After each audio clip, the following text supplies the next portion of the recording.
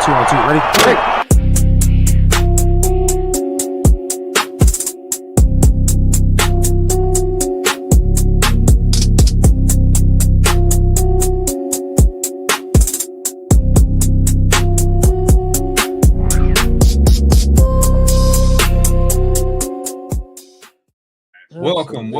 Welcome to the Football Frame of Mind weekly show, man. It's been a wild weekend with NFL and college football action going on. We got a lot of crazy stuff to talk about, but before we go any further, we want to welcome our buddy, Mr. Terry. Terrible Terry, what is going on, man? How's it going? Good, man. Glad to be here tonight. I enjoy you guys' show very much, and I was like, oh, let me see if they'll honor me and let me other way around. I'm honored to be here. Yeah, man, it's a pleasure, man. We always it's cool having a third perspective because sometimes we need somebody to help, not necessarily just break the ice, but a cool mediator too, to have like a different perspective because we talk to each other every day anyway. Yeah, so it's cool to have that third perspective that we don't normally have in the fold. So yeah, but before you guys go any further though, if you guys like college football and NFL action, make sure to like, follow, subscribe.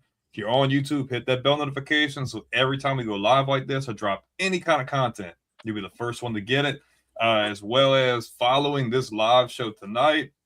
If you guys like our interview time series on the 14th of this month, this Wednesday at 8 p.m. Eastern time, we're going to be doing an interview with Terrebonne High School football coach Tyler Lewis. You don't want to miss out. It'll be the third installment. We interviewed Matt Moscona of ESPN Baton Rouge. We interviewed Todd McClure, former Atlanta Falcons offensive lineman, and now we're going to interview high school football head coach from our former alma mater. So it's going to be really cool. So you guys do not want to miss it. It's gonna be lit. And I like my camera. It's okay. So Eagles fans, apparently we got see that smooth saying, let's go. Eagles fans needed this humbling. Genuinely F Eagles fans with all of my heart. I don't know where the Eagles hostility is coming from, but I guess because his line didn't make the playoffs. I'm not sure either. Like, why are you so mad? I saw a post to where they were hoping, like, say Christian McCaffrey would get like seriously injured or even die in the field, and like that. Some of their fans, I know they don't represent all their fans, but I know there's a very good majority that probably feel that way. Like Eagles fans are probably in the upper echelon of fans that just give no fucks at all. Yeah, like they're like the most savage fan base in the NFL. I think so. Man, it feels like damn near everybody's freaking team missed the freaking playoffs, huh? Baltimore missed the playoffs. Tampa missed the playoffs. The Don't remind me. Playoffs. Who else? The Titans missed the playoffs. The Giants missed the playoffs. I think I got the feel like he attacking us, Cam. I think I have the only team that's in the playoffs. He's also the only team that actually rebuilt correctly. Yeah. It's a 3-3 game right now. 3:23 left in the first half. Tie game. Man, definitely got some. You can join us. Go Chargers. Yeah, that's Chargers. That's what it feels like. That's ask Cam. That's not the real Chargers. They ain't been the real Chargers in like 6 years, bro. That's a fake team. That's not the real Chargers. They left the Chargers in San Diego. They're not the Superchargers. I do like Justin Herbert though, but no, they got to take an L tonight because I want Buffalo again. I'm trying to freaking beat the brakes off the Bills. I hate the Bills, bro. Cam don't like the Bills either.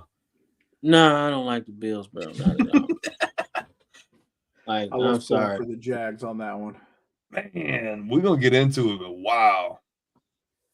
What my cousin who's a Bills fan, though, he was actually at the game in Jacksonville. He flew from New York to go see them. Fuck the Bills, bro. So anybody that can go to 4 straight Super Bowls and lose all 4, bro, they deserve all the hate, bro.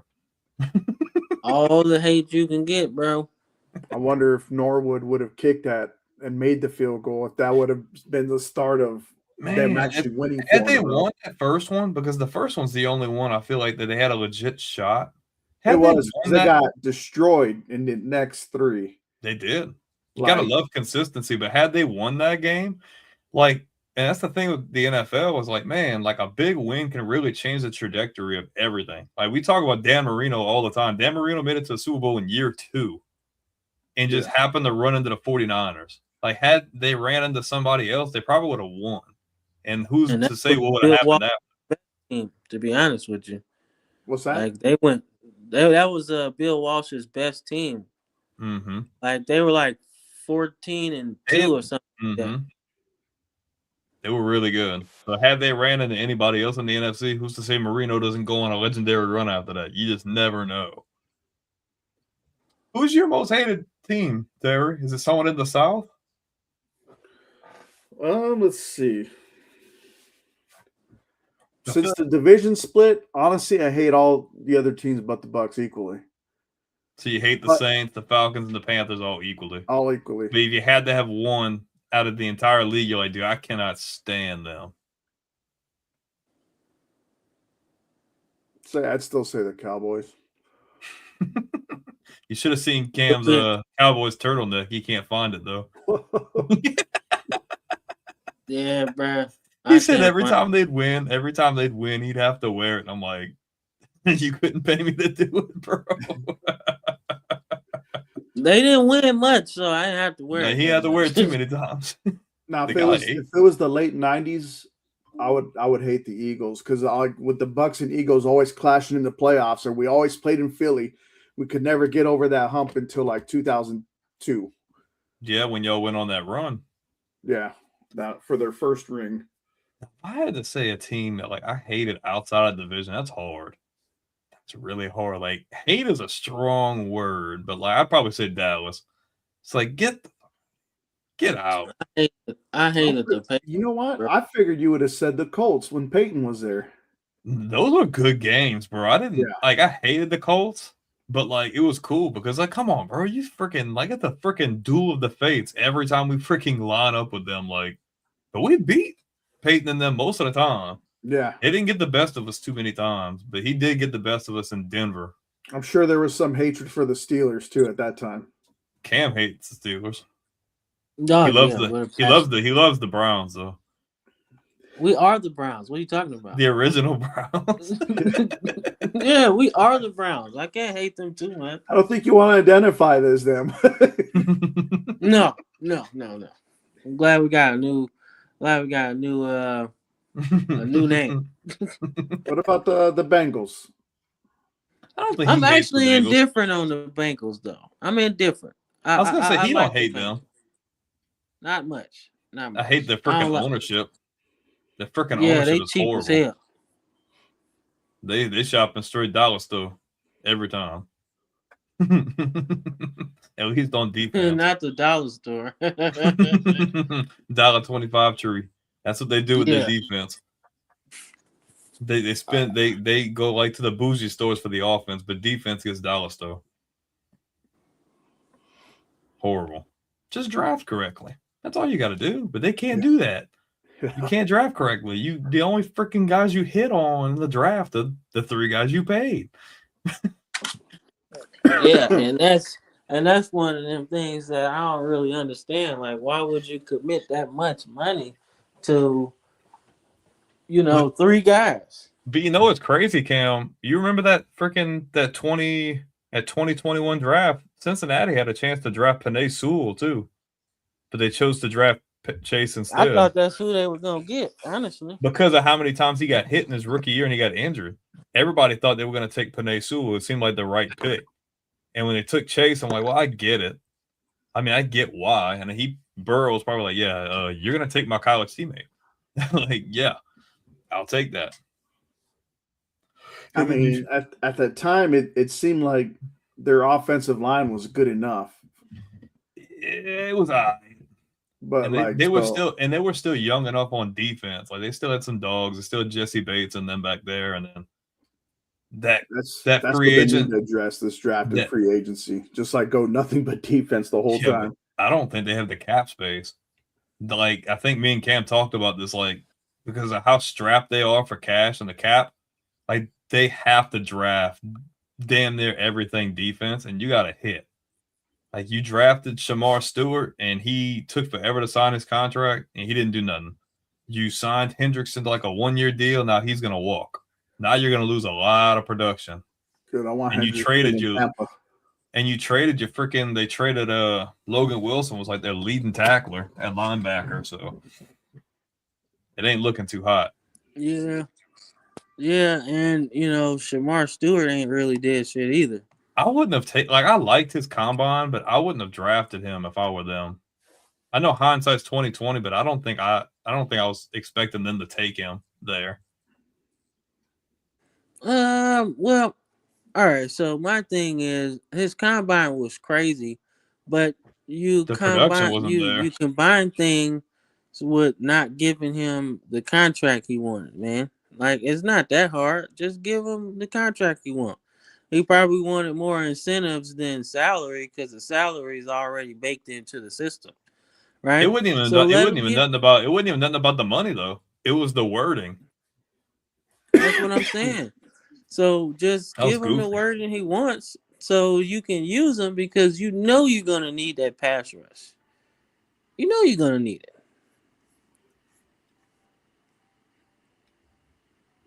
Looks like you're trying to get it set up on your end. Yeah, I'm trying to, man. Well, your camera set up. I see that. Well, yeah, but not on the format I want. I want it to be on my PC. I don't want it to be on my laptop. But I'm trying to do it on my laptop because my fucking PC's acting stupid right now. Why? What's wrong with it?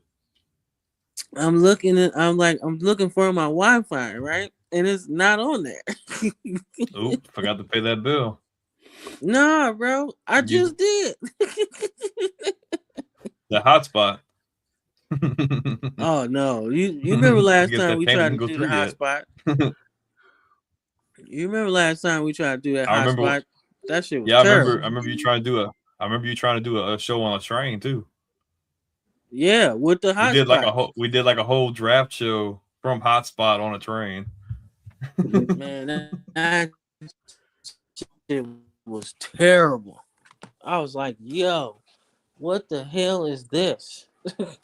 I just do it like my wife would leaning back in the seat, right? She would plug in the laptop into the computer tower so it would come up on the bigger monitor. If it works, it works. God damn. I'm glad she's Asian. I would never been able to figure that out. Oopsie. At least you're being honest.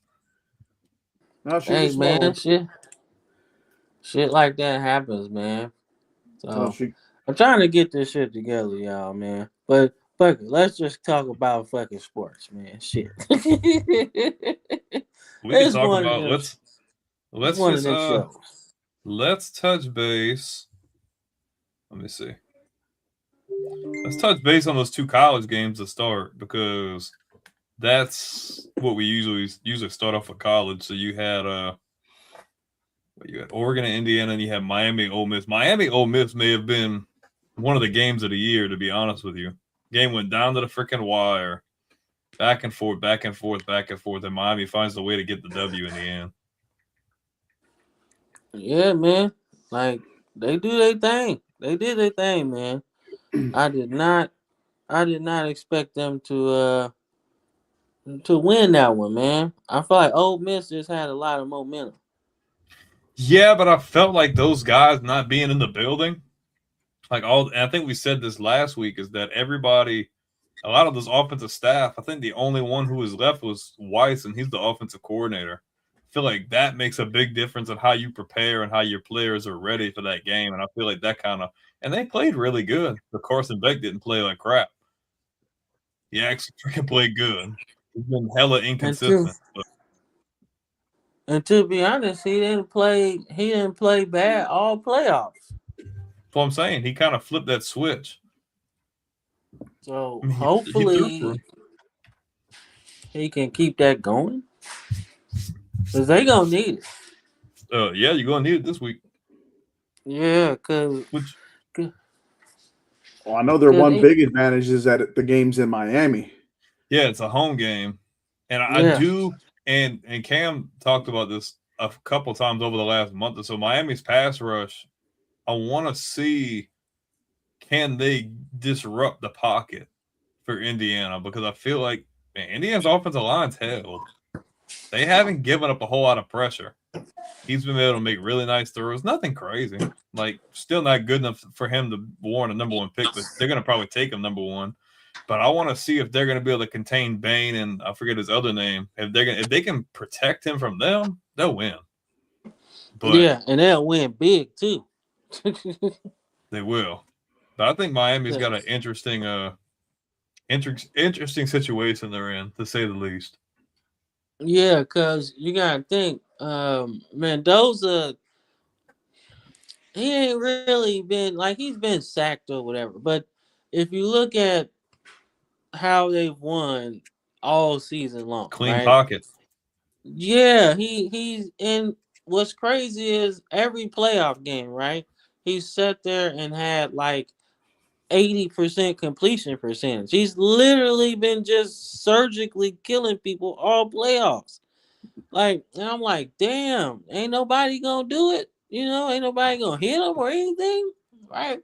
And he's not beating them deep either. No, that's the thing. Those passes are 20 yards or less. Yeah, he's had multiple games of 15 of 17 for 170 yards and 5 touchdowns. They're comparing, and we'll get into that Indiana game.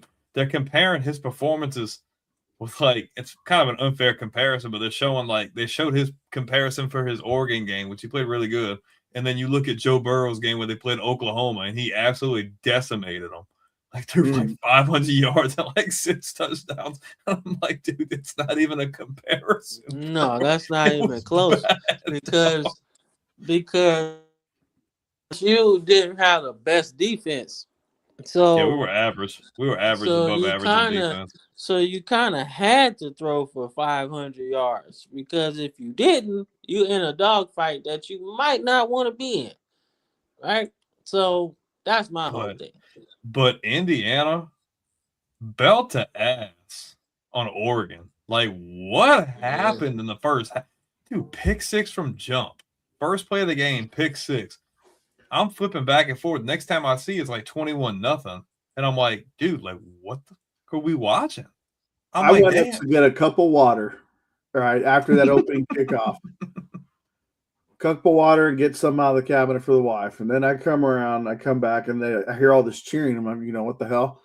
I thought they're just getting loud for the snap that's about to happen. And next, I walk around the corner and they score. I'm like, the shit is this? Like already? But like what killed me was two things that killed me the most is one, I like Dante Moore. I don't feel like he looked that bad this year at all. Thought he showed really good flashes. Dude, he was rattled from jump. Dude, they were so shaky on offense, but give Indiana's defense credit. You see how freaking like they rattled them. Their pursuit of the ball, they were just causing fumbles and picks and pressures. Like they put their foot on the gas from that first freaking play, and they didn't take their foot off the gas after. Like that was insane. And I'm just like, it was like the thing that killed me was Oregon has 55 players that are at least 4 or 5 stars on that entire roster. Indiana has no 5 stars. They have 8 4-star players on that entire team. Make it make sense. Oregon's probably one of the few schools people go there not necessarily for the NIL money because of all the cool merchandise you're going to get. Especially being sponsored by Nike. However, when it came to Dante Moore, I was seeing a lot of the Chip Kelly Dante Moore. Man, he didn't look bad this year. I thought he looked really good. He did. And man, Indiana's defense just rattled him from jump. I'm like, bro, like what is going on? It's just like Indiana was everywhere. Like you ever hear the term running around with your hair on fire? Like that was literally all 11 guys on defense. Like that's what happens when you might not have the same talent, but you're just coached to the very best. Like Signetti has done a great job. Like crazy. And like look at those numbers there. Those aren't bad numbers, even if it's a losing effort from Dante Moore. Man, it's just, dude, they started out flat as a pancake, bro. Like you cannot come out the pick six. Like, okay, I'll look past that. But you got to answer back with something. You can't just get punched in the freaking mouth and just keep allowing that defense to keep punching you and punching you and punching you because they were out hustling them sideline to sideline the whole game. Yeah. It was insane.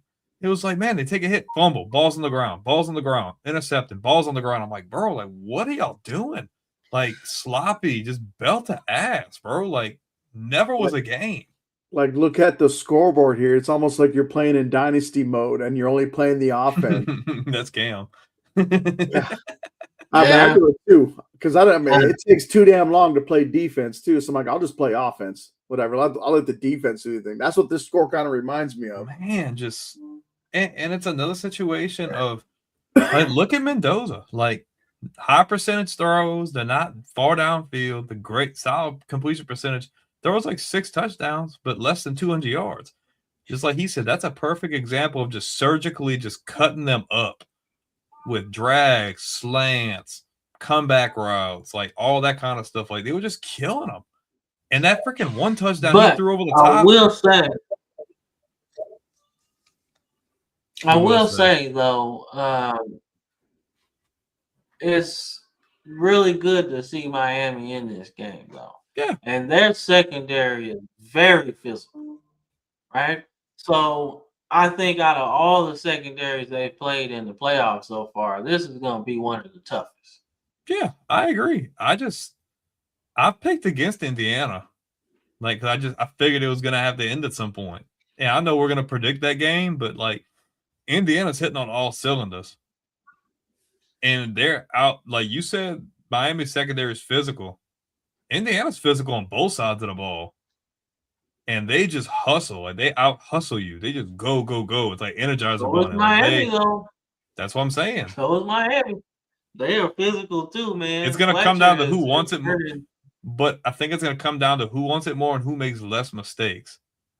And Mendoza doesn't make many mistakes. He's very patient. I've noticed, like watching that the Big Ten championship game.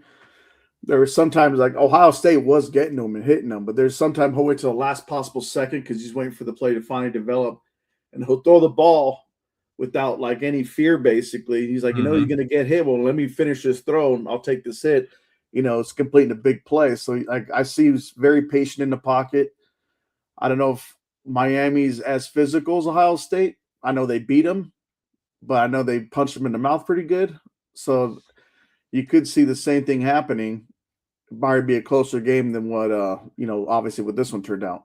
I think it's just going to come down to who ends up wanting it more, to be completely honest with you. Whoever makes the least amount of mistakes and whoever wants it more. I think both teams are disciplined really well, and they've proven the doubters wrong because nobody thought Miami was going to make it this far. Nobody thought like Miami was going to get through A&M, Ohio State, and then them. Like nobody's seen that coming. Somebody did. Somebody, yeah, but he says it all the time to let us know. Yeah. And then look at India. Like this is improbable. Nobody had either one of these teams even in that conversation. I feel like we didn't have Indiana. I don't think we even had Indiana in the playoff at the beginning of the year or in the preseason. Yeah, I don't think we had Indiana in the playoff, and I don't think me and Cam. I don't even know if we even picked Miami to win the ACC this year, or even to be in the. I think we might have had them in the playoff, but I know we didn't have them anywhere near the national championship game. Well, so I had Georgia Tech. I got on that train. Yeah, I think we both picked Georgia Tech to win the ACC. Unfortunately, and then I was on the Cade Klubnik train, right? Yeah. I was like, dude, just looks like the typical Clemson quarterback, right? Athletic, throws off a platform, affects the game with his legs, right? I like the running backs they had. I thought they had really good receivers, and they returned their whole defense, right? So I was thinking like, yo, it's them and everybody else, right? It turns out it was everybody else and not them. So that's how I was feeling about Clemson at the time, right? But as far as Indiana's concerned, didn't have them like, especially. I don't even know if we thought they were going to run it back. I don't think either one of us thought that. Because you would think Mendoza's coming from Cal, right? So, yeah, that might be a better quarterback than what they had the year prior. But what else did they add, right? But all those little moves that I guess we weren't paying attention to turned out to be pretty damn good, right? So you just got a team that's really good, that knows how they are. But I want to see somebody upset that balance, right? Like see if they can break it up a little bit. Yeah, make them play a certain way that's not comfortable for them, right? Because they've played the close game, Ohio State, right? And the defense won, right? But throughout the playoffs, offensively, they've just done whatever they wanted to do, right? And it reminds me of that 2019 LSU team, right? Where no matter what the fuck you did defensively, it didn't matter, right? We're going 5 wide, right? Okay, well, that's cool. I'll take one of my receivers and then put Clyde Hilaire out there, right? Then what are you going to do? Okay, you move your linebacker out there. That's Can't cover him. That's perfect. I'll just put Thaddeus Moss where you left from, right? Now what are you going to do? Oh, so you want to play cover 4, right? That's cool. We'll just run comebacks all day, right? That's what Indiana's doing on offense right now. And it's crazy, right? So I just want to see what happens when they get there, right? What you got, Chris? Didn't Iowa get Indiana out of the comfort zone? Iowa drugged them into the mud and made them grind it out. Can Miami? I don't know, man. I think Iowa crept up on them. I don't think they were expecting that, but I think Indiana has an idea of what they're dealing with. Like, Miami's not creeping up on anybody. They made it this far, and they've proved the doubters wrong. I don't think they're flying under the radar anymore. but you do have to be very mindful of the pass rush. That pass rush, if you don't contain it early, it's the same. It's the same thing we thought was going to happen when Indiana played Alabama. We're like, okay, if Alabama can come out defensively like they need to and like they should, they're going to try to collapse the pocket early. They're going to try to get pressure on him and rattle him early because they figure if we can get to him, rattle him early, it'll throw off their rhythm on offense, and then we can take advantage and score points. That didn't happen. But if anybody's got the best, don't you say that didn't happen. Don't you say that didn't happen. Because it did. We started off that game with 2 sacks, right? I'm talking about like sustaining it though. That's what I was saying. I should have offensively. But I'm saying, okay, look. You're an offensive guy, right? So if you're not doing anything on offense, right? And I'm a defensive player. I'm like, damn, we just stopped them for a field goal, right? They rolling, right? It's the second quarter, about to go to the halftime, and we still ain't put up no points. Yeah, bro, I'd be mad too, bro. I'd be mad, and saying, what we doing? But I'm saying, if anybody has the team to have that formula to like succeed, it's Miami. Because Miami's got a great pass rush, and when their offense is clicking, their offense is really, really good. They can run the ball, and they have plenty of talent at receiver to be able to spread them out. So, now I think Miami's, like I said, we'll break down the game, but I think their key to success is the fact that what differs between them and Bama is the fact that they could run the ball. Right? Well, yeah, y'all were too one-dimensional on offense. Y'all couldn't run the ball at all. Yeah, bro, like it was ugly. I was like, what are we doing? but seriously though, like they run the ball, but they run the ball with intention. It's downhill. It's just downhill run. Like, they're very aggressive. Like ain't no pistol formation for real. Well, you've seen how the prime example. You seen how they busted A&M open? They just ran straight through the gaps. They didn't punch it outside. They're like, nope, I'm running it straight down your freaking throat, like Earl Campbell style. Like, I'm just gonna run it, and you have to stop me, man. And that's what it is, man. Because I feel like, Indiana does this thing on defense, on their defensive line, where they'll just slide off of people. They're like slippery, like a bar of soap almost, right? You'll block them, and then they'll slide off just a little bit, and then get into the gap, right? So my thing when I was watching them play against Alabama, I was like, eventually you gotta slide the wrong way, right? Mm-hmm. Like, you're gonna find a hole eventually, right? Because they're gonna slide the wrong way at some point, right? And just couldn't pick it up, right? What I think Miami does is they get on you and they stay on you, right? So if you slide off a little bit, Fletcher's going to hit that really fast, right? Mm-hmm. And I think that is the difference. Because you need a running back with a change of pace, right? And I don't think we had that against Indiana, and I don't think Oregon had that against Indiana.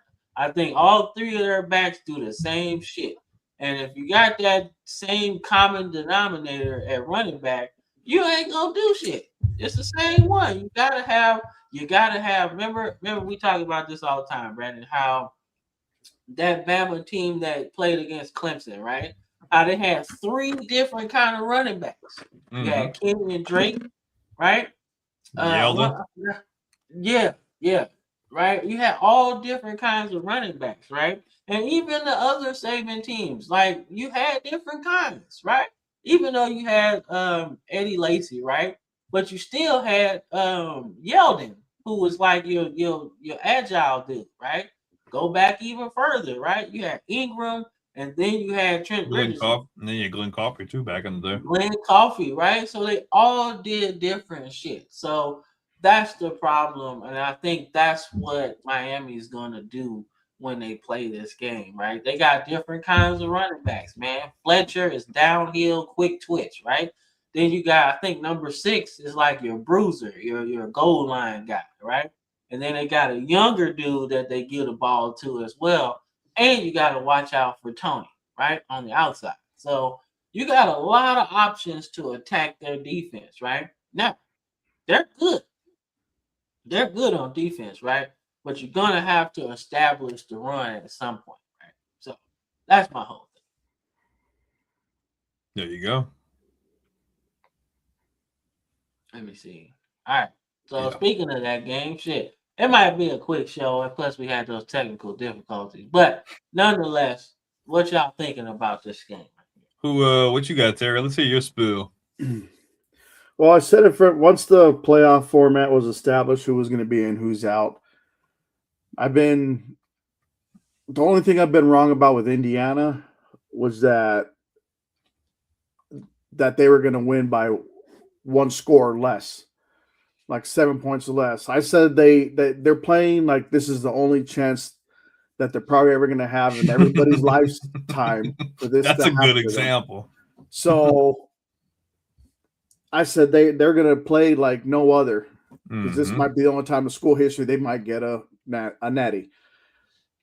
However, the thing that impressed me most and shocked the hell out of me is the way they've been blowing out these teams each time, like dominant. Alabama and Oregon. I mean, Oregon, I'm not really surprised with that one because Oregon has choked in the past, and I brought up those examples of their 2010 natty against Auburn. Yep. Chip Kelly was bad for that, bro. I mean, you understand that. Yeah. More than anybody, you understand that. Yeah. Then they lost when they first started the first year of the college football playoff when it was 4 teams. They lost to Ohio State with Mariota against Ohio State. Yep. Yeah. Last year, quarterback. Yeah. Yep. Last year they lose against Ohio State. They got spanked in the Rose Bowl. And we see same thing happen again in Indiana. Oregon has got this big hump they've never been able to even fly over, being a Duck. And they've had great teams too. Oh my gosh, you were talking about like those 2010 teams. Yeah, when you got guys like Michael James, DeAnthony Thomas, freaking Marcus Mariota, Jeremiah Masoli, Dennis Dixon, Jeremiah Masoli, like. And don't forget their edge rusher. They had was it Armstead or was that Stanford that had Armstead? I think that's Stanford. I know they had some edge rushers that did great in the NFL. Yeah, Deion something. He went to the Dolphins, and he didn't really do nothing. But he was like supposed to be this generational pass rusher. And then they had is it Kike Alonso? Wasn't he their linebacker at Oregon? I don't think Alonso went to Oregon. Maybe you're right, but I don't think he went to Oregon. Alonso? Did he go to Oregon, Cam? Yeah, that's the guy. Okay. That's the guy Chip Kelly traded to get. He traded Shady McCoy to get. Yeah. Yeah. So yeah, it's just like Miami, even though they had the best record. I thought that was a good. I thought so, Chris. I thought they were sending a message about that. So even though they have the best record, I still feel Indiana has the biggest chip on their shoulder because I mean they're always been known for a basketball school. And the way Signetti turned this program, I mean he always looks pissed off. So obviously he's got a chip on his shoulder. Hell yeah! And even when they're blowing out their opponents, they're showing the camera and their offensive line, and they're looking like it's a close game. They're still studying film on the iPads and everything. So it's still business until the clocks hit 0 for the fourth quarter. So I mean, you can't knock on that. That's like nothing but respect for that. So I think Indiana's going to go with that same approach. And now will they? I'm still sticking with the thing where they still one score or less. I'm picking Indiana to win this one. Okay. So I'm going to give credit to Miami, first of all. They just seem to put it together over and over because we were so shaky on them. Well, I dog Carson Beck out so bad. Cam dog Carson Beck out. I'm like, man, well, they get it. I'm like, okay. They won't get past A&M. They get past them. They play the second game. I'm like, man, they're starting to get some momentum. And they're starting to figure things out. And he's not making mistakes. Beck's not making a whole lot of mistakes. And I've said it all year, like when Miami is good on offense, Beck isn't making mistakes. And that's a dangerous team to play around with because they have really good talent, especially offensively. The skill positions, fast, strong, really good team. I just need to see if that pass rush is going to do what they got to do. What I love about Indiana, everything like you said, is business as usual. We don't get overhyped. We stay even keel. It's business as usual. We're going to outwork you. We're going to outcoach you. We're going to outplay you. And we're going to out-physical you. If they can out-physical Miami, they win this game. Like if they play with the same energy they've played with this whole postseason, now I don't see this game being a blowout by any means of the imagination. I don't see a 56-22 game here. It could go either way, but I'm gonna go with the consistent team who just seems to be on a mission and just got the great game plan and they're just hitting on all cylinders. I'm gonna go Indiana. I'd probably say Indiana 42, Miami 28. All right, so I'll be different. All right, I'll be different because everybody pick Indiana, right? So I'll be different. No, you pick whoever you think gonna win, bro. So I'm gonna pick I'm gonna pick Miami to get this one, right? And I'm gonna pick them to get it because I think playing at home is a big fucking deal. That's true. Right? Now, granted, you're gonna be the road team because you are the team that has still a home losses, team. Still a home game though. Right? But this is the game that separates what used to be Miami and what is Miami right now, right? And both teams have very interesting stories, as Terry said, right? This might be the last time they might be good for a while, right? But this is also the first time Miami's been good this long, right? This first time they've been this relevant since what, the 2000s? Yeah. So this is one of those matchups. Yeah. Right. So this is one of those games, right? And when I look at Miami's defensive line, right, and Chris brought up a good point here, Ruben Bain, right?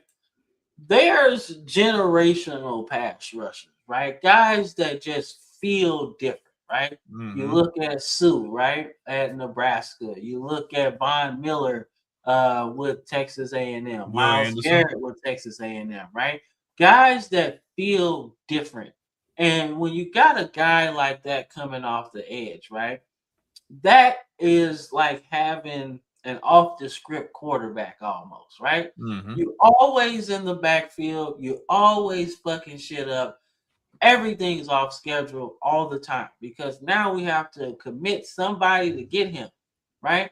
They've tried to chip him, they've tried to double team him. He literally picked the offensive lineman, the running back, and threw him at the quarterback, right? So there is a guy that's going to wreck this game, right? He has to. Because if they don't get that pass rush, Mendoza's going to pick them apart, right? Now, that's just the defensive side. You look at Miami's game plan throughout this whole playoffs. There's one constant in here. They ugly the game up.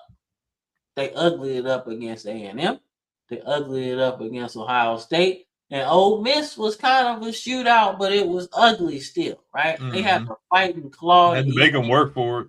Yeah, to even get that last shot to win the game, right? So every game that they've played has been ugly. It's been a broken nose type game, right? And when you look at Mario Cristobal, I think that's the mindset they're going into this game, right? We don't want to get in a shootout. We want to get in a bar fight. And we're going to win it up front.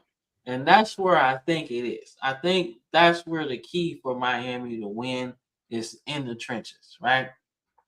I think they're bigger than Indiana, and I think that starts to weigh on you late, right? Because you'll have to pass a lot. Mendoza's not done it. And if they get down, it might get a little ugly. So I'm not saying it's going to be a blowout either, but I'm picking Miami 28-14. I think they ugly this game up to the point where, for me, it's enjoyable, but for the masses, it might not be enjoyable, right? So I like good defense. I like 7-3. I'm sorry. I love shit like that. Game of the century. Yeah, everything, every play matters, right? Every defensive call matters. Every tackle in space matters. Every yard matters. So I like games like that, right? And I think it might fall into that type of thing, right? Because you got to think, Indiana's got all the pressure in this game. They got all the pressure in this game. You're undefeated. You're playing technically on the road again, right? You got the Heisman winner, right? And believe it or not, one thing remains consistent. It's only been a few Heisman winners that actually balled out in the national title game, right? Joe Burrow is one of them, right? Mark Ingram is another one. He played pretty good. Derrick Henry is another one, right? But there's a whole list of guys that haven't, right? Reggie Bush is another one, right? So you got guys like that don't play well in this game, right? But you never know. He could. But I just feel good about Cristobal, and I feel good about the Hurricanes in this one. They got a lot of good going into this game, man. I think they both have a lot to be confident about. But I feel like Indiana feels pressure, but then I don't feel like they feel pressure. Because it feels like they have been playing with a chip on their shoulder with no pressure, and they just go out and just play their brand of football. They don't overcomplicate things. They keep things simple, and they go out. They say, there's ball, get ball. Punch them in the mouth. Be opportunistic. Make the most of all your opportunities. And I think that's something that needs to be said. This is coming from a guy who hasn't picked them at all in the playoffs. I don't think I picked Indiana to win any of their games at all. Just saying. I think I picked them against Oregon. I definitely picked Oregon. I picked Oregon to beat them, and then I picked only because I was like, yo, look what they did to us. I was like, shit. I ain't picking against them, but I'm picking against them this time though, because like I said, I think the game is won and lost in the trenches. And as a Bama fan, as good as we were on defense down the stretch a little bit, I thought our secondary was vastly better than our front guys. Just because, dude, you gotta have difference makers, right? Dudes are good, right? We have 5 stars across the board, but that don't make you a difference maker, right? And that's the thing, right? I look back at some of the teams Saban's had. He's always had difference makers at that end position, at that linebacker position, and at that star nickel guy, right? I think of Minkah Fitzpatrick. Think of Eddie Jackson. I think of guys early on like Mark Barron, right? I think of guys like Courtney Upshaw, right? Reuben Foster, Rolando McClain, right? All these guys are difference makers, right? And now we're going into an era where it's just not pretty. We ain't got no difference makers. Nobody. No outside guys on offense. No running backs. None of that. So everything's just kind of the same across the board. Yeah. So when we went into that game, man, I tell you, I know it's off topic, but I kind of felt it was gonna get ugly, man. And I just picked Bama because that's the team, right? But seeing the difference between Cignetti and DeBoer's demeanor, that told me everything I needed to know. I was like, man, it don't look like it's gonna be pretty. Cignetti's cutthroat, bro. You ever see his freaking body language? He wasn't like that at the beginning, at the pregame when they were talking to him. He was calm. He was like, he knows what. Like he's almost like he knew the answers to the test, and he's like, it don't even matter what they do, right? But DeBoer was almost looked like, I'm stressed out because I don't know what type of team we're gonna have, right? I don't think he knew who he was playing either. I don't think so either, bro. And if you're a coach, I get it if you fired up, right? Because Cristobal is like that, right? He's fired up about high energy. But this was not energy. This was like, yo, I don't even know what the fuck we finna do today. Cross our fingers and see what happens. Yeah, bro.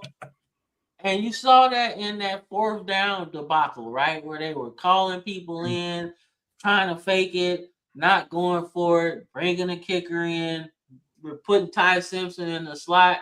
Yo, we really got to pull the fumble Ruski to win? Come on, bro. If you got to pull that, you ain't winning. And that's what it felt like. And that's what happened, bro. So I'm not happy. I ain't happy. So when we get in our off-season predictions, Terry, expect me to be very honest about my Alabama Crimson Tide. And I'm not ain't no we winning the national title. None of that. I'm About like, time. this shit is ugly. Ugly. What you was about to say, Terry? I'll say Signetti seemed like he got in Alabama's head to make Alabama seem like they forgot that they're Alabama. He just the way he carries himself, just like Cam says, it's like he already knows. He's like, dude, we prepared for this. We've worked for this. We've got everything put together. Now we're gonna go out and we're gonna execute. No emotion. Just go out and be cutthroat. Punch him in the mouth. Put the nail in the coffin. Call it a day. And that is something that I really respect about him, because he's like, okay, you know what? Everybody counted us out. We got a freaking ass whooped last year. We made it to the playoffs. Everybody said we shouldn't have been there. Hold my beer. Watch this.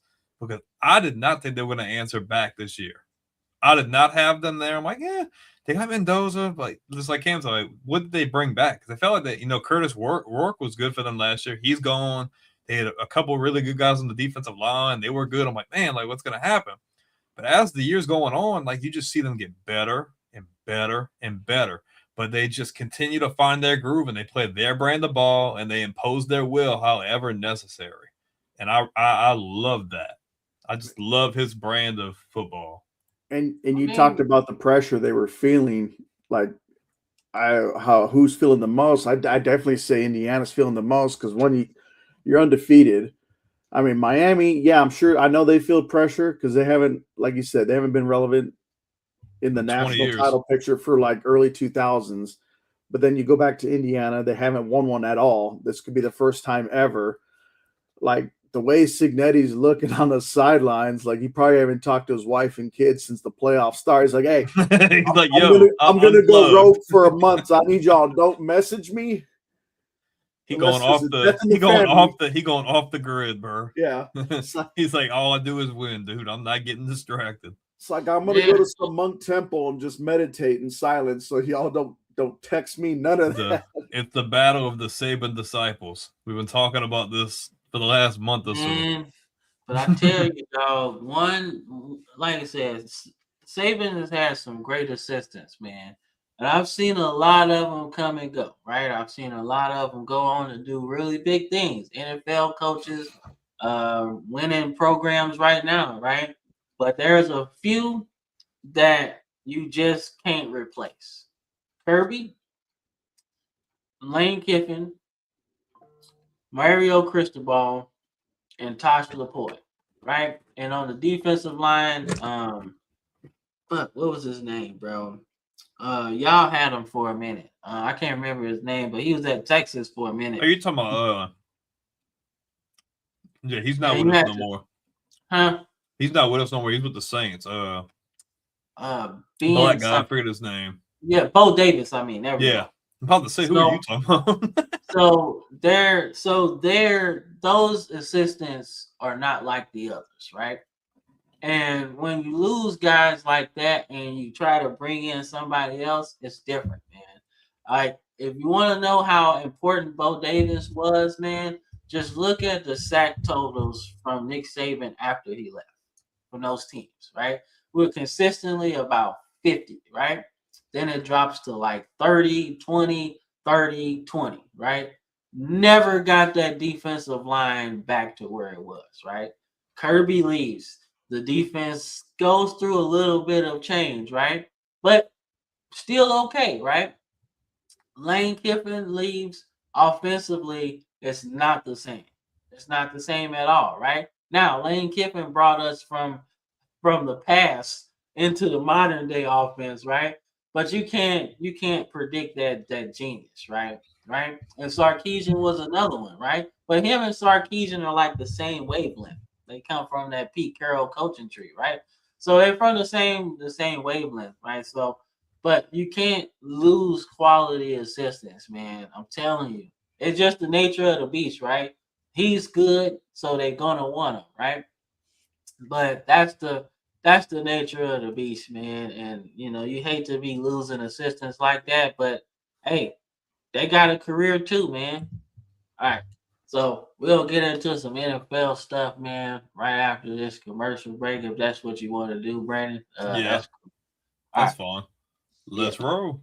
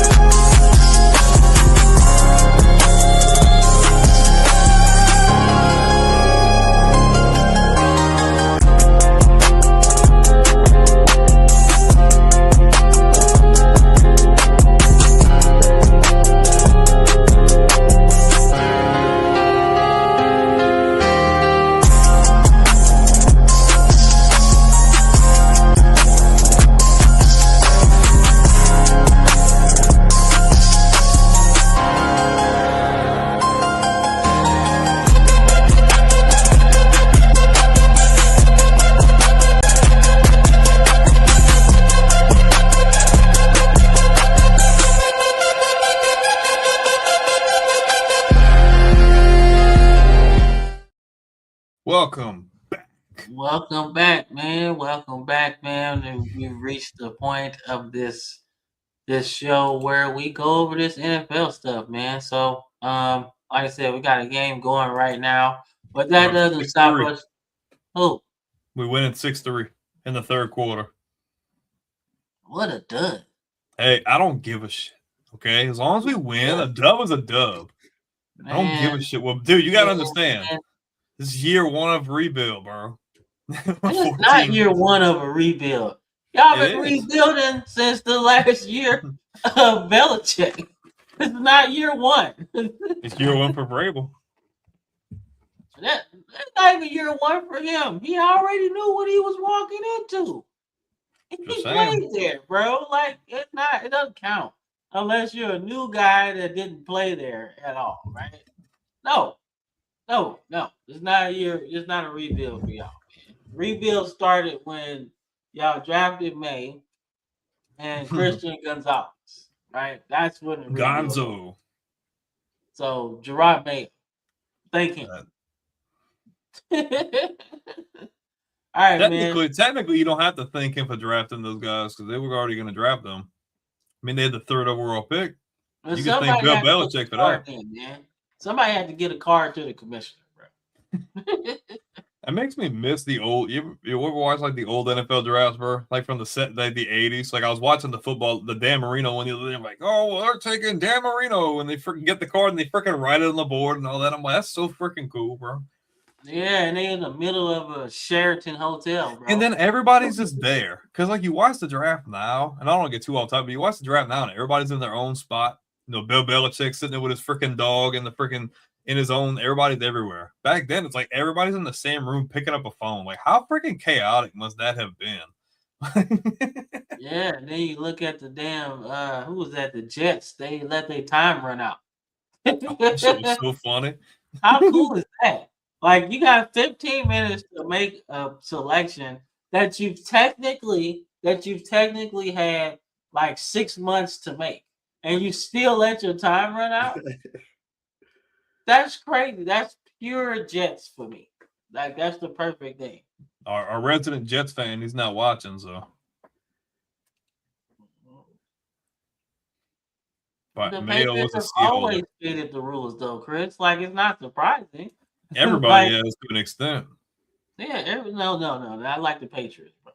Now, you talk about the old draft, though. You know what I missed even more than that is the old Pro Bowl when they would do it after the Super Bowl in Hawaii. Man, me and Cam talk about that all the time, bro. Like all the QB competitions and everything with the moving target. Dude, that was I've been meaning to do some reactions to that. The QB challenges and all that were the best, bro. Like moving targets, like it ain't nothing like it is now. Back then was legit, bro. Seeing the freaking the arm strength. You see Brett Favre, they're like 72 plus yards. You're like, wow. You're like, I didn't know he had it like that. But Leftwich wasn't playing either, bro. Leftwich He threw launched 60 plus. He threw like 60 Leftwich plus. was killing, dog. So then you got the strong man competition where Larry Allen just gets on there and just, I gotta keep going. Oh, okay, that's 35, 40, 45. And he's like, should I stop? No, keep going. Okay. Like, yo, he was clowning, dog. You had to do some reaction to that stuff. Fastest man competition was always fun too. So, like, I don't know, dog. They just the Pro Bowl actually meant something. Yeah. It's too much money, man, within the confines of the players, right? So you playing this game, right? And some players is about to test free agency, right? But that's cool. But that's cool though. Those players can sit out. I ain't even worried about that. They can say, "Oh, I'm not playing," whatever. But let the players that's under contract or somebody that missed the Pro Bowl by maybe a vote or so. They always got replacements. Let them opt in. Yeah, like, yo, it's cool. Let them do it. But this whole flag football shit, that's ridiculous, bro. It ain't been good. It ain't been years since we was kids. And then Chris Jones didn't make the motherfucking Pro Bowl, and he had 15 and a half sacks this season. It's always a popularity vote. I get it, but who's more popular than him? He got even back then, they didn't have like a serious fan vote. Like I feel like back then they didn't like people got snubbed, but it wasn't nearly as bad. Like now it's a joke.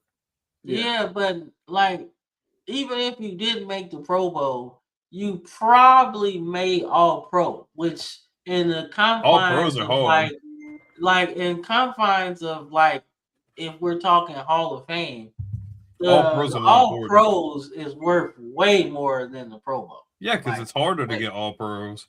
Yeah, because All Pro, you're a top 10 player. Well, not a top 10, but a top 3 player at your position almost. Mm-hmm. So, like, I mean, I treat it like the NBA sometimes, right? If you're in the All NBA team, you're the 15 best players in the league that year, right? So if you miss that, you're missing out on maybe like $10-20 million on your next deal if you didn't get it. Mm-hmm. So the same thing for the NFL, right? If you don't get no All Pros, you ain't really got no negotiating power, you know? Nope. But if you get that All Pro, man, that changes everything. So speaking of All Pro, man, let's talk about an All Pro performance from the Bears. The Bears. Man, I'm telling you. So when you talk about the game slowing down for somebody on the fly, that is Caleb Williams for me. All right. Like the first year, you're trying to figure it out. You got a coach that's on the way out. He's really lame duck situation, if you ask me. And then he gets a guy that really just gives him the keys to the offense, right? Ben Johnson comes in there and he looks like a whole different quarterback, right? The fact that they scored 25 points in the fourth quarter not only shows how important Michael Parsons was, bro, it shows me how important Michael Parsons was, because if you have somebody off the edge that's always in the quarterback's lap, he's not going to be comfortable more times than not, right? But Caleb Williams was comfortable throughout that fourth quarter. Like, I don't think if you're watching that game, you felt it was in doubt that they could come back and win, right? Because he just looked comfortable in whatever he was doing, right? Like I said, they got a lot of they got some yards from Swift, right? And some touchdowns. Loveland was pretty good, right? But I feel like the Packers lost this game when they let A.J. Dillon walk in free agency or got rid of him or whatever, right? I think they lost this type of game because of that, right? Yeah. Josh Jacobs got you 55 yards, right? I know A.J. Dillon was going to get you 55 yards. And if you're you're at halftime, you're up 21-3, right? You're up 21-3. And you telling me that you couldn't salt away this game with an extra running back like that? I think that put them in a situation like this, right? because you could, and with having two running backs that are as physical as those two were, I think you can win this game like that. I don't think you have an issue with drive stalling out or whatever, right?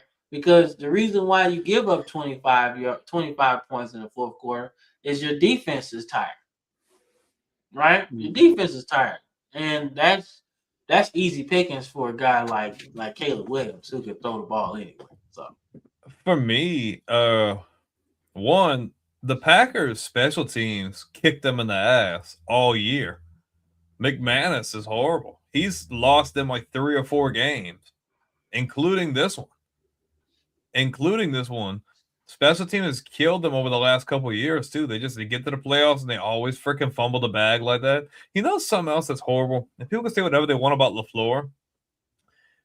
The one guy who looked like he was like the freaking firecracker, the fire starter for them.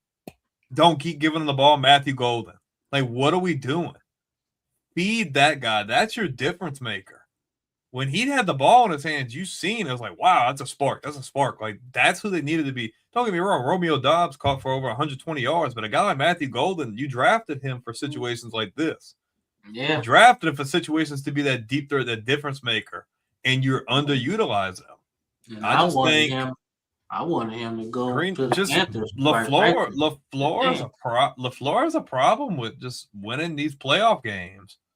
They just always seem to fumble the bag some kind of way. Like, a lot of it has to do with coaching, and then you have to look at special teams, and then, like how you said, you lose your running back by committee. That, like, even if you lost those guys, you should have brought another guy similar in to have, because they were trying to chew clock, but they weren't able to like hold on to it.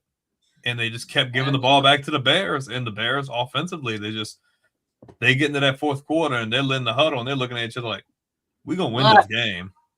Okay, go to bed. Like, we're going to win this game. Like, we know we can come back. Caleb Williams like, all right. blow the fingernail polish off and it's ready to go. Man, my shit dry. Get some that grip. Fingernail polish or not, bro. He killed it. Nice. Give Caleb Williams credit, bro. That dude nice, man. Because me and Brandon went back and forth. He was like, man, I don't really like his attitude. I was like, man, I don't give a shit if his attitude is terrible. You see the way he throw that motherfucking ball, we both agree. We both didn't like the attitude. But we're like, well, he got a hell of an arm, though. Man, he just flick it easily, like 50 yards. Like, I don't care. If your fingernail painted, cool, man. Do it more often. If it helps the grip. 360 yards and 2 touchdowns, bro. Do it more often. Matter of fact, get you some Gucci. He'll put like layers in coats. Mm-hmm. And what that does is make his fingers heavier to grip the ball harder so you don't fumble it when you get it. Fingernail polish? Stick them. Hey, whatever, bro. I'm just glad it's working out for the Bears. We both picked the Bears in this game, and you got to give Ben Johnson credit. What a hell of a year. Even if this be the only game they win in the playoffs, they completely rebuilt the offensive line. They continued to build around Caleb. They continued to build the defense up. And I was saying that the Packers were pretenders all year. They were just up and down. And then you lose Micah, who could have really been a big difference maker in this game. I agree. Now you know. Is what it is. Diggs too, didn't they? Yeah, he only played like 1 snap. Yeah. Trayvon Diggs. No, Trayvon Diggs? Yeah, he played 1 snap. Man, he wasn't going to stop shit no way. Man, shit, they put him out there, saw that one play, like, okay, we really don't need him in. Like, dude, he was just there to fill a roster spot. Man, that dude is washed, man. Ever since he tore that ACL, bro, that was it. He was good before that. Yeah, he was damn good, man. But he was getting cooked after that, bro. Like, he literally had 11 picks that season that we talked about. And you know what Dallas did? They paid him after that first year too. Yeah, they paid him after that 11 interception season, and for the next 5 years, he only had like 11 interceptions. Bro. Like, there you go, man. Like, and then like he was, I was looking at this comedian, right? And the comedian was just cracking jokes, right? And here goes Trayvon Diggs in the middle of a bad season, by the way, worried about what this comedian is saying. I said, you know what? That's why y'all losing. You worried about the wrong shit. If you worried about what somebody else saying and you ain't playing good, where's the problem? And look at the Bears. 2 penalties for 5 yards. What a clean freaking performance, huh? Won the time possession battle. Decent in the red zone. You converted on 4th down a couple times. And you didn't barely have any penalties. Good game.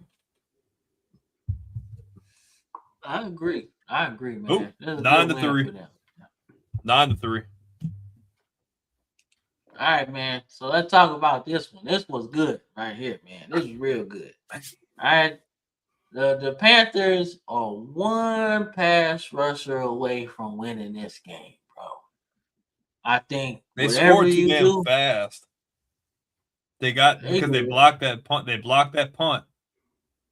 It almost makes me think, man, what if they could have just got the punt and just drove down the field and chewed that clock? Because they scored too fast. It's that same Cam. You remember that game? New Orleans played the 49ers like 2011 or 2010, and they freaking get the ball and they get to like the 40, and freaking Graham catches like a 40, 50-yard ball and he goes to the end zone with like 3 minutes left. I'm like, they left him too much time. And that's exactly what happened here. They scored. I'm like, wow, Carolina takes the lead. And I'm like, well, if Stafford wins this game or he has a last drive performance, he's probably going to lock the MVP up. That's exactly what he did. Killed it. Yeah, I mean, look, man, when the Rams got Stafford, I was like, he is probably feeling very, very good right now. Because he was getting killed in Detroit. And he's having great seasons, 5,000-yard passing seasons. He was going ham, right? But when he went to the Rams, I was like, he probably feeling real good. Like, okay, let me dust off the howitzer because I'm about to light this shit up. And that's exactly what he's doing. So I like what the Rams are doing. My little brother's the Rams man. So he was really excited. He's like, we won. I was like, yo, early. Hey, but you know something? Show Bryce Young the respect he deserves. He has arrived. For people who's hating on Bryce Young has arrived. I like Bryce. I really like Bryce. I know people have been hating on him, and he had early struggles, but like the way he's played all year and really just trying to put the team on his back offensively and really trying to get the job done, they had a legit shot to win this game. Just left too much time on the clock, you know? Mm-hmm. And I think he is solidified. Like, I'm not saying he's like a top tier guy or nothing. No, he's not. But he's on his way to being something special if they keep doing what they're doing. Yeah, man, I like him, man. I told you, I think that one more maybe not receiver, but I think a tight end away or a pass rusher away on defense. I think that's your key things that you need. I think you need to keep Rico Dowdle, right? You need to keep him. You also need to just add a pass rusher and a tight end, right? One thing that made Cam Newton such a great weapon for Carolina was Greg Olsen, right? He threw him the ball like it was no tomorrow, and Greg made those catches, man. In fact, the one person that caught the winning touchdown in this game was a tight end. So you need that guy to help Bryce to really get him going. There's talk that Dowdle might hit free agency, like he might not re-sign. He should because he had a good year, right? You got to get that money, right? when you have a good year like that, you got to cash in, right? But I do say that he had a good year, man, and it's a good year to be a running back. To be honest with you, if you're coming in the draft, right? If I'm Carolina, I make sure I try to get up. I trade up. Let me try to get Jeremiah Love, right? Because I feel like we can win with Jeremiah Love, right? Or stay where you at and try to get Ahmad Hardy or something. You need to get you one of these guys, bro, because they're gonna be really good. You might get the most running backs you've seen in a while in the first round this year. Might be 2 or 3, and usually it's only like 1. So you might get 2 or 3 this year, man. But Terry, what you think, man? You excited about what the Panthers going, or are you worried about the Rams playoffs? Well, I mean, I hate both teams for very specific reasons. But yeah, I agree with the Panthers. But I think for their difference, if they want to go further, they gotta unless they don't re-sign Dowdle. I would definitely go running back, not necessarily first round, maybe second or so. But I think they need to address the defense, like you said, maybe another edge rusher, or maybe, as crazy as it sounds, find the next Luke Kuechly. I mean, for the linebacking core. Because I don't think they really have any linebackers that are a household name. If they had that guy, they win this game. From Kuechly? If they had Kuechly, they win this game. Hell, they would have had Julius Peppers. They would have won the game. Yeah, bro. I think they gotta find a way to get Jacob Rodriguez, man. Oh my gosh, that was a great fit.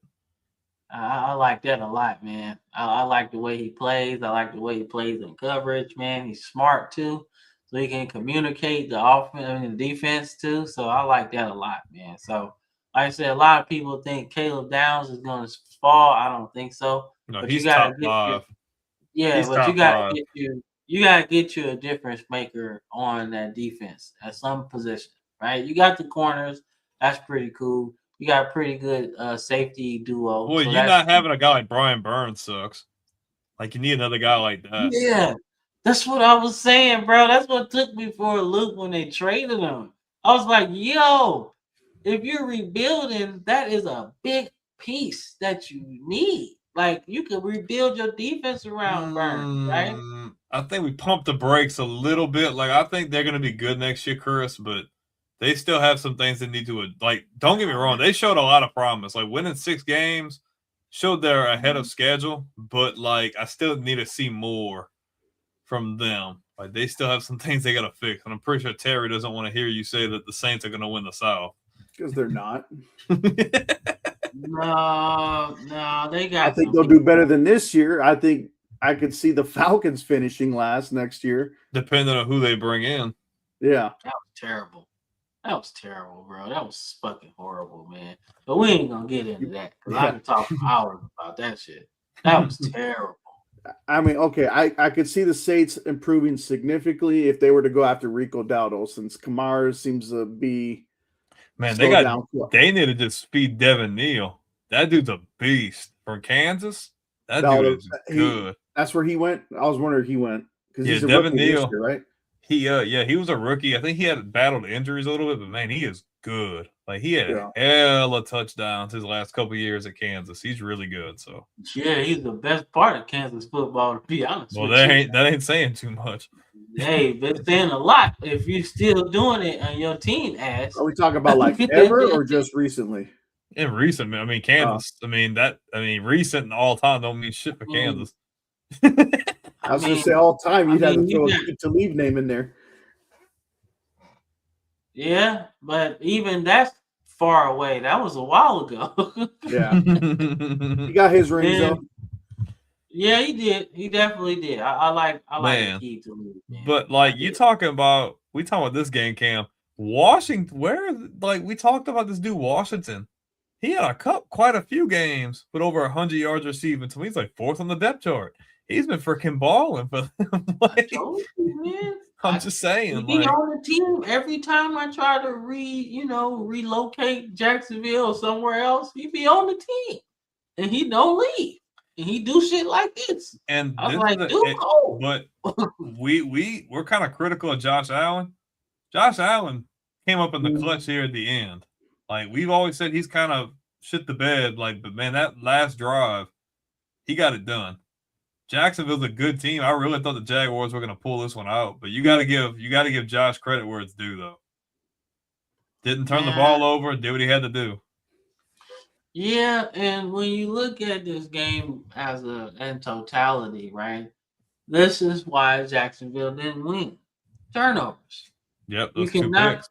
You cannot turn the ball over as a franchise NFL quarterback in the playoffs, man. It never works. Like, I don't know how many games you watch or how many games I've watched, but I'm pretty sure we can point out on one hand how many times a team has won when their quarterback turns the ball over. Yeah. It's not many. It's not and it many sucks wins. because they played a clean game outside of that. Look at the statistics. They didn't play a bad game. Mm-hmm. Chris, Little to man, any. even if y'all bring them back, bro, y'all still not gonna be that good, bro. Y'all have to understand. Taylor's a stud, and Jennings is good, but like you need you more than that. The offensive line still needs work, bro. Chris, you're missing the point. Y'all literally, you know how hard it is, Chris. Hire Harbaugh. And even if y'all do that, Chris, look at where I don't see y'all him are. taking that. I don't see him taking that job. Look at where y'all are, Chris. And Terry, you tell me if I'm lying, right? Do you know how hard it is to get the first pick one year and then get the first pick again? It doesn't happen that often, bro. Like y'all literally could have had the first pick in the draft 2 years in a row, bro. That is not normal. Need hella help. Y'all not getting him though. Y'all not getting Harbaugh. Y'all need help, man. But you know Browns did who, it. like me and Andrew were talking, a team like that, if they were to get a guy like Robert Saleh, that's a great fit. My opinion. No. If I'm Robert Saleh, I am I'm not going to- taking another What? renovation project. Fuck no. Where's he I gonna go already then? tried that Oh, I shit mean, with- I think Baltimore's the best spot for him. No. Shh, don't tell nobody. I Don't think tell Harbaugh. nobody. I think Harbaugh goes to New York though. I think he's I'm gonna thinking stay in New New York, York, a man. Northeast kind of guy.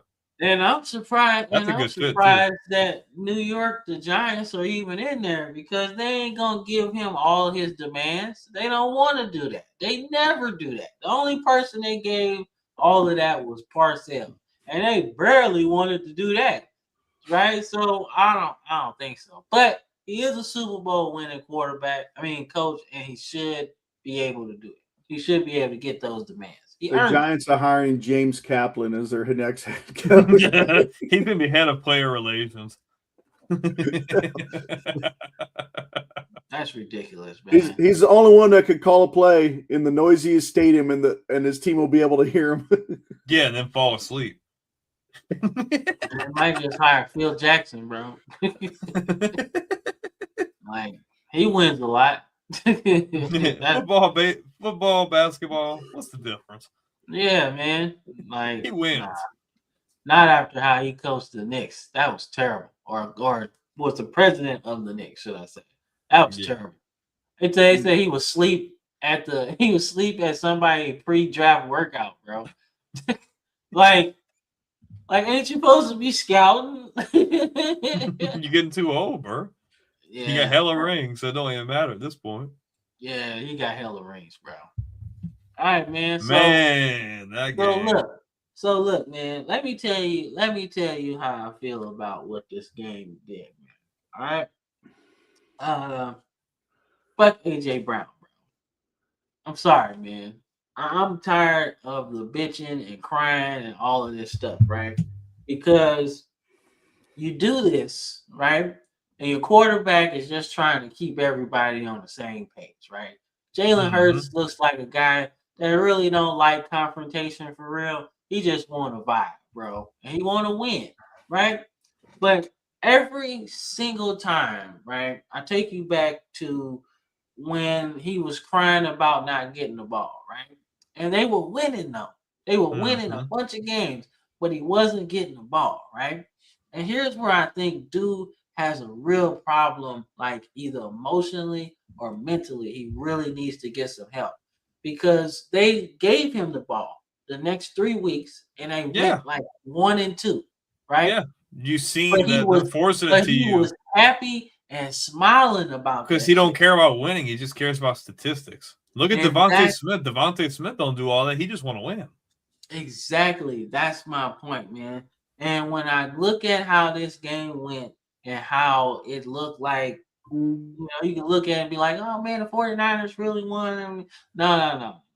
A.J. Brown cost them this game, right? Because when you look at the game, he wasn't running that well. He wasn't running his routes with conviction, right? Wasn't making it seem like he was going to get the ball all the time, right? I think that's an underrated trait for NFL receivers, right?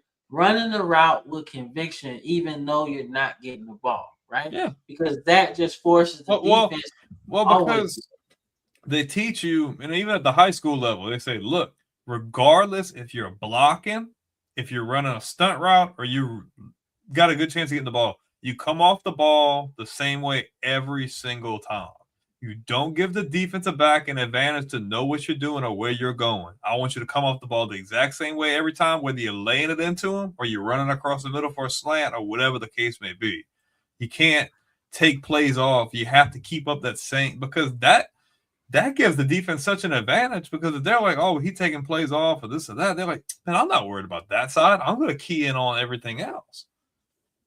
Man, but the thing where I say I blame him for this loss, man, is because you sit there and yeah, you don't have the ball, right? You ain't really got the ball or whatever. But they need him to make a play on third down, right? And he's too damn good to be dropping this pass, right? And I see if it was high, if it was low or whatever, but it's right in your catch radius, man. And you're not locked into the game and you drop it, right? Now you got to have a fourth down, which they end up getting. But that drop set that whole drive up to be more harder than it should have been, right? Because he got a pass to Devontae Smith, right? But Devontae Smith is a smaller receiver, bro. So the route that he dropped, the route that he ultimately dropped, right, that made it fourth down, right? That should have been AJ Brown in the slot right there, because he would have been able to catch that and take that hit afterwards, right? But because you didn't drop it, how you dropped it, how can we trust you on this last drive, right? Especially how him and Sirianni were going at it on the sidelines earlier, right? I can't trust you. I can't trust you on this third and long that we need right now. I can't trust you. I don't know how locked in you are, right? So that's my whole thing, man. I just think his ability, he has really kind of fucked that whole offense up, in my opinion, man. Because you can't, you know how I like it. I don't like when Jalen Hurts throws 30 times. Right? We agree. We agreed on that because it complicates your offense. But Saquon had 100. Devontae Smith had 70, right? Defense held them to literally under 20, except for the last quarter. The whole game, they were playing good, right? It took a trick play for them to really kind of take the lead in this game, right? So, like, you gotta get rid of him, bro. You got to find you somebody else. He's good. He's good, but you got to get rid of him, man, because he's fucking up the vibes on offense, man. Ain't no way you can lose like that. Right. Their play calling's been very shaky all year too. Their offensive coordinator has been bad, so that's not helping the situation either. So you got a guy who's throwing temper tantrums on the ball, and you got an offensive coordinator who's not consistently calling high percentage plays. You know, man. Like, I mean, and I get it. You're gonna have a drop off offensively in terms of play calling, because shit, you know, lost the last couple ones to head coaching jobs. So, like, you're gonna lose some guys, right? But at the same time, man, like, look, Jalen Hurts really is clutch, and I love dude. I love how he plays, man. Oh shit! All right, Terry, man. That's cool, bro. We'll see Thanks you later, for having man. me on. Of course, man. Of course, anytime, bro. Yeah, man, we appreciate you coming, man. It was really fun. You can come back anytime. Well, thank you for having me. You're welcome, man. Doing this again. Yes, sir. Right. Have a great night. We'll talk to you soon. All right, y'all have a good one. Yes, sir. But man, you know, but give credit to the Niners, though, man. You gotta give. I mean, a team that we didn't have high aspirations for, but they have just known how to win all year long. And Purdy missed significant time, and your boy Mac Jones played really good, and feels like the Niners are playing really good ball right now. So neither one of us picked the Eagles to win this game. We both picked them to win. Neither one of us picked the Niners to win this game. Oh, Ken, we're driving. We're up 9-3, 10:33 left, and it's first down on the Chargers 28. Oh shit! So they dropped the ball, man. And Mays got a pick he threw early, but he's got over 200 yards passing already and over like 60% completion percentage. Well, I like when I put in San Diego Chargers for like the games. It still shows up.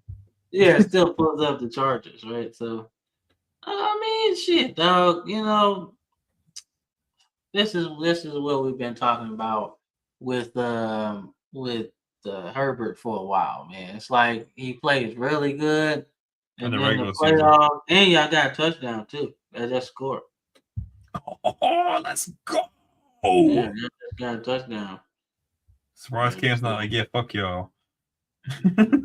Well, nah, man, I ain't gonna say that to y'all, man, because shit, y'all went through some rough times, man. So that was rough, man. I don't know what a 10-loss season really feels like, bro. Like, it's not really fun, know. Bro. It's not yeah, fun. I don't really know what that feel like, so I don't really want to.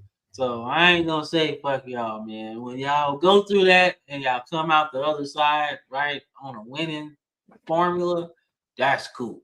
And I like John Harbaugh, and I like Justin Herbert.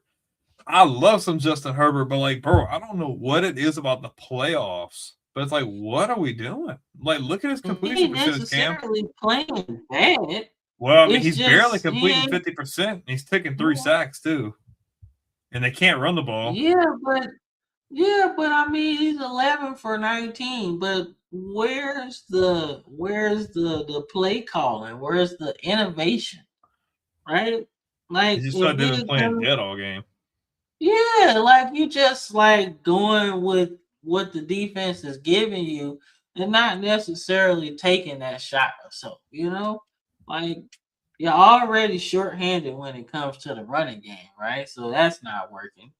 You gotta do some other shit, man. Well, yeah, they don't have Hampton. Hampton's out, so yeah, like shit, get a ball to McConkey on a jet sweep or something.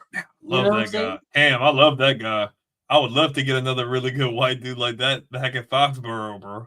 I was like, when he was at Georgia, I was like, yo, who is this fast white dude, man? But dude, imagine him playing with Drake May is crazy, bro.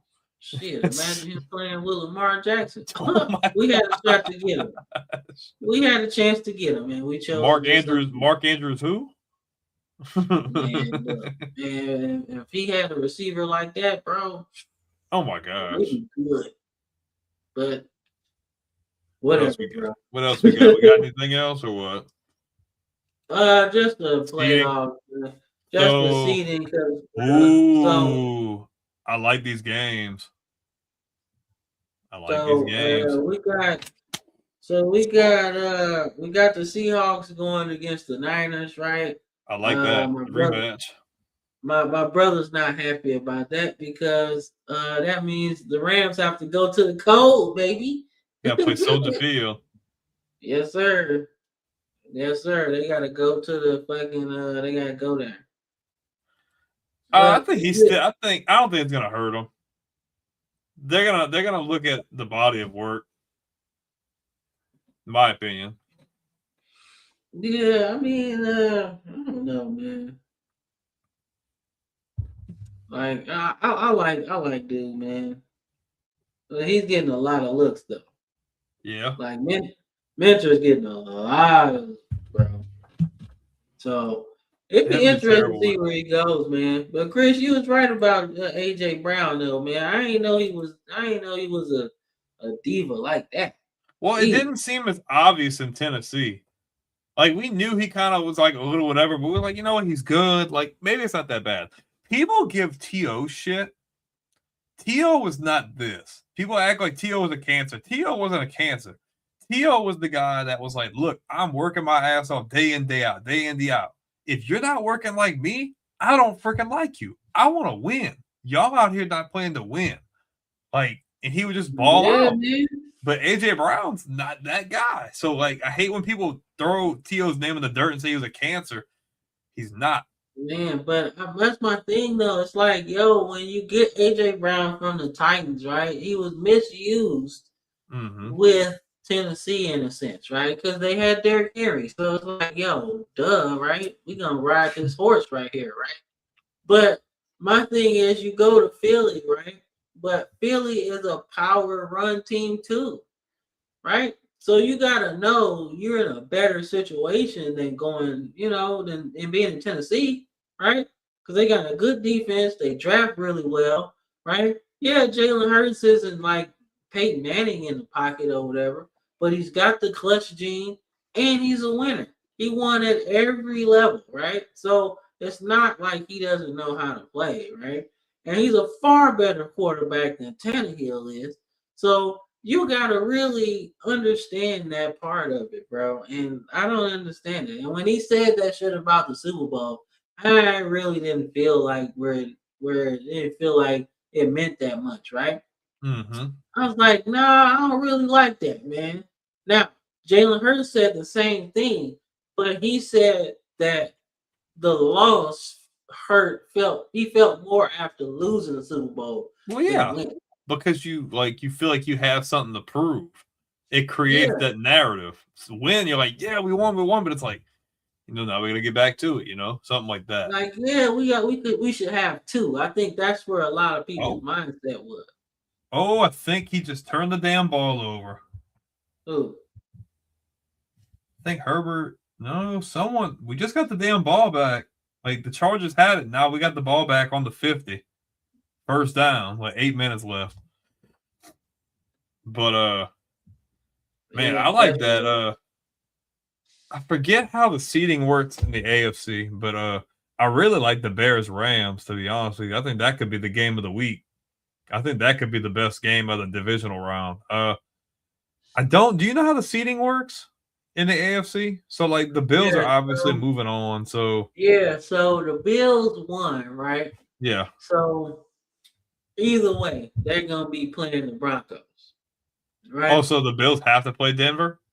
Yeah, they're gonna have to. So if the Patriots win, the Patriots will still have a home playoff game, and then they'll play the winner of Pittsburgh. Yeah, and Houston. the Patriots go to the next round, and then they'll probably play. Let's say the Texans win, but either way, it's gonna be a home playoff game for them, right? But the Broncos play the lowest remaining seed. And that's true because they're the 1 seed. Yeah, and that's gonna be the Buffalo Bills, right? So that's a good matchup too because Denver's defense is legit. and the environment advantage doesn't really affect either team because both teams play in the cold. That's true. So that should be fun. I want to see how the Rams play in the cold because they didn't play very well in Philly last year. That game was kind of. I mean, they played good. They came back and shit, but they struggled in the cold, bro. So that's gonna be fun. Chris seems to think that the Seahawks and Niners would be the best game. I think that'd be a good game too, because Darnold, it's Darnold leads into the number 1 seed. Now you're in a situation like last year where Minnesota was really good, and then he kind of didn't come up. He came up kind of short in that game last year. I think this is really a game where he's gonna have to step up. And we're really got to see him and that JSN connection really take off in this game. Yeah, so I was thinking about last season, but you remember that game was moved because of the wildfires too. So like that throws off your travel schedule, your practice plan, all of that. So people don't look at that kind of thing either. I think that plays a lot into how teams play and how they. Yeah, so and the Rams got the game at home technically, so it wasn't necessarily like a fair situation, bro. So, but that's all right. This game is played in Seattle, so you got the 12 men surrounding them.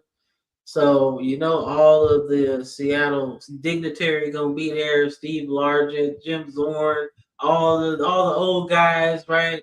They're gonna be there. They're gonna be talking shit. They're gonna be drinking. It's gonna be a good time, man. And of course, they're going against the 49ers, so that's always a good matchup. Out of these matchups we see right now, like who do you think? Because we might as well pick the games they're going to be next week anyway. So I think Seattle gets the Niners, right? I think when I saw this game against the Eagles, and I see how the Seahawks play, I think they can beat them by just staying the course, right? Playing their brand. Running the football, staying what they within what they do best. You got the home field advantage. You can score a lot. You got good weapons to pass the ball to. I think they can get it done, right? And if I'm looking at the Bears and the Rams, right? I'm looking at the Rams as having a lot of good players, right? Mm-hmm. But the fact that you gave 31 points to the Panthers, right? Who were winning this game, and you took a last second drive to beat them, right? The Bears have way more talent on offense than what they do, right? Mm-hmm. And I think that the Bears could win this game, but I just think defensively they're going to have trouble with the Rams. They're going to have trouble. Now, I think this is going to be third. Like this game might be 42-35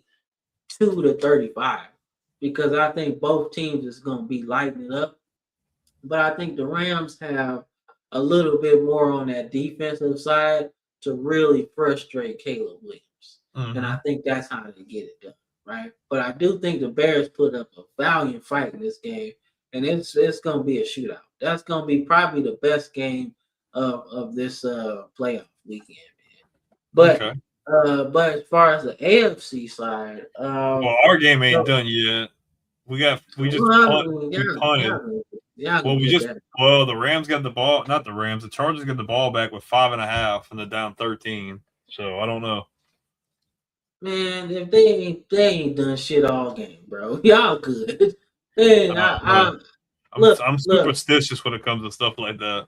Man, I'm superstitious too, my man. But yo, they ain't done shit all game offense. They ain't figuring that shit out that fast, bro. Not that fast. Like if they score 13, 14 points or whatever in 5 minutes, they was just meant to win, bro. But that's crazy. That's crazy, bro. Not the way they've been looking on offense, bro.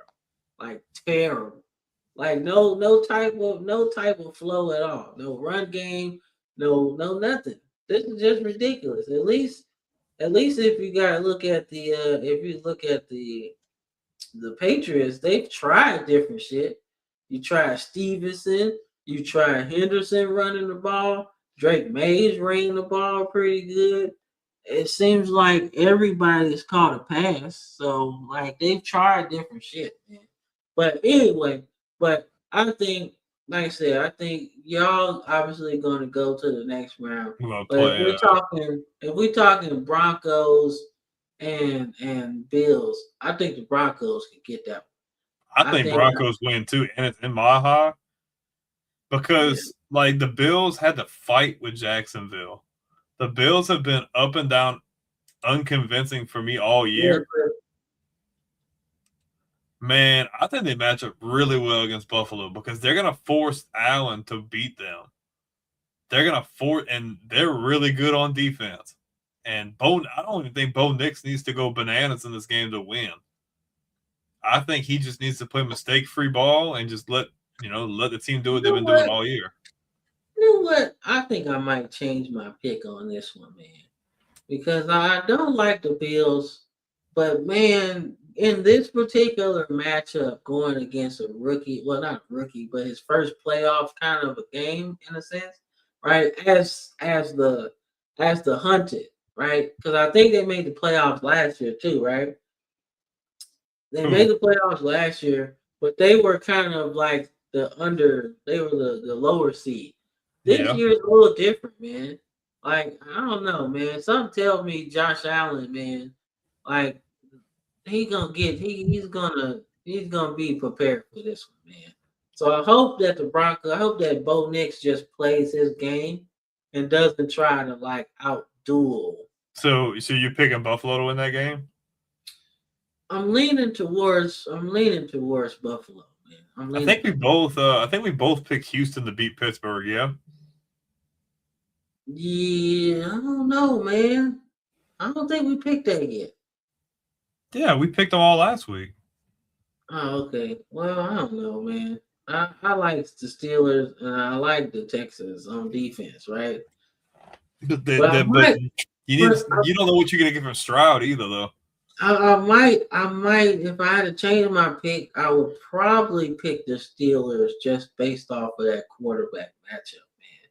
Like I know what I'm getting from Aaron Rodgers, even at 40 something years old.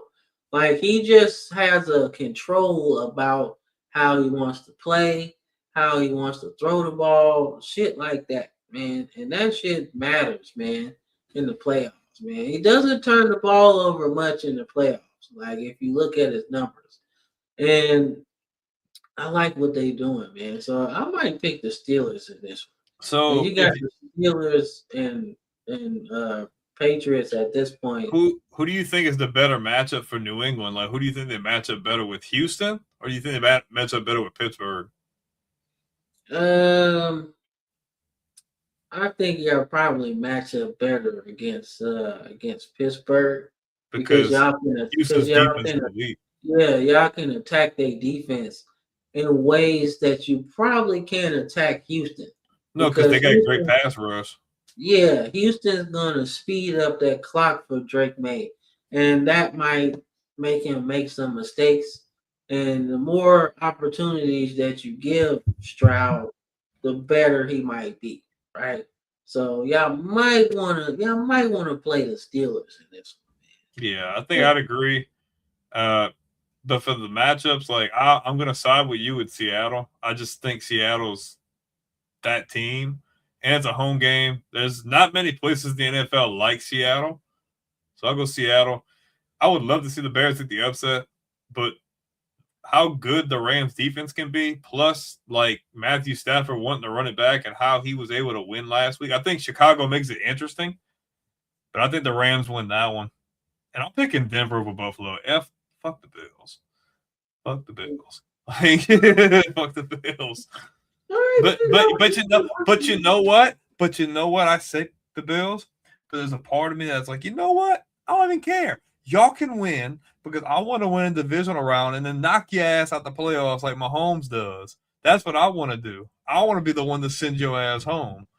Yeah, like if they don't win this year, bro. No, there's no more. I don't want to hear any more excuses because your three nemesis in the AFC, none of them. Chris, y'all not getting Tomlin, bro. He made the playoffs again, and they won the division.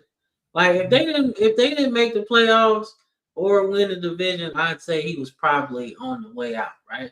But this is a franchise that's only had 3 coaches, man. They're gonna be hesitant. Like we said this, I was watching one of our older episodes. I'm like, for them to roll the dice and do that, they're not gonna do something like that because like you've had 3 in 60, 70 years, however many times it's been. You know how scared they would be to hit on a dud? Like imagine the pressure. If you hire somebody and they're a dud, you hire someone and they're a dud and it doesn't work out, like that immediately kills your credibility. It kills your brand, and it just, Yeah, Chris, I can't see them doing that, man. Like it would be an easier conversation if they didn't win the division. Yeah, if they missed the playoffs and they didn't win. Yeah, and it's like you're in a good spot with him, man. Everybody that's left at the head coach of the Steelers within this run has all left on their own accord, right? Chuck Noll left because he's like, man, I'm just not having fun with it no more, man. Somebody else needs to do it. Cowher left after winning the Super Bowl, technically. So, like, he left on top, right? He got that monkey off his back in a sense, that since they had lost in Super Bowl 30, right? He got that monkey off his back, right? And if you're looking at Tomlin, he seems to be enjoying this shit. He don't seem like he's going nowhere, no time soon. Like usually you can tell a coach that's like, I don't really know, losing touch out of it. But every team that they've had that they've made the playoffs, they've done different shit. Like they've won with defense, they won with the running game, They've won with like having the best offense in the league when they had Roethlisberger, Brown, and Le'Veon Bell. Like they've won with that, right? So now you're winning with an old ass quarterback that everybody said is washed, right? And don't get it twisted. He's slowing down a little bit, but goddamn, man, he's still good. He's still good, man. And anybody that's questioning Aaron Rodgers, like his Hall of Fame acumen, just look at his ratio in touchdowns and interceptions, bro. It's 500 and less than 150 interceptions. Think about that shit.